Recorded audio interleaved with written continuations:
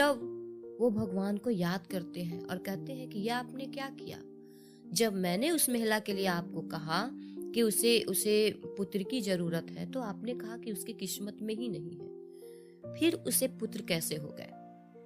भगवान कहते हैं कि वो महिला आपको इतना सेवा की, इतने दिन से आपको भोजन लाकर खिला रही थी, आपकी सेवा कर रही थी, आप एक कथावाचक हैं, आप में तो खुद ही वो आप वरदान दे सकते थे, लेकिन आपने उसका हाथ देखा, उसकी किस्मत की लकीरों को देखकर कहा कि उसके किस्मत में पुत्र है ही नहीं, और आपने मुझसे वरदान देने को कहा। लेकिन जिस साधु ने, जिस फकीर ने उसकी रोटियां खाई, उसने कुछ नहीं सोचा और तत्क्षण खाते के साथ कहा कि जाओ 4 बेटे होंगे। तो जब उस फकीर ने जुबान दे दी तो मुझे तो उसकी लाज बचानी थी।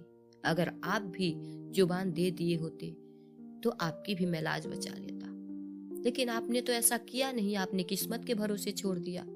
लेकिन उस फकीर ने कुछ नहीं सोचा, उस रोटियां को जो उन्होंने खाया, उन्होंने तत्क्षण आशीर्वाद दे दिया। तो देखिए, कहने का मतलब है कि हम आप अपने कर्म पे भरोसा करें, अपने साहब के बताए हुए रास्ते पे चलते जाएं। साहब हमारे कहे हैं कि वो महादेव गुरु अगर आपकी किस्मत की लकीरों में जो नहीं भी है, अगर वो महादेव नहीं भी देना चाहते हैं, ये साहब की वाणी है। साहब कहे कि मैं हरिंद्रानंद, अगर आप महादेव का काम ईमानदारी से कीजिएगा तो मैं आपके साथ हमेशा खड़ा हूं, और जो महादेव भी नहीं दे सकते हैं, मैं हरिंद्रानंद आपको देने का वादा करता हूं, बशर्ते ईमानदारी से महादेव गुरु का कार्य कीजिए। इसलिए हम सभी गुरु भाई बहन अपने साहब के उद्देश्य के साथ ईमानदारी पूर्वक अपने गुरु की ओर चले।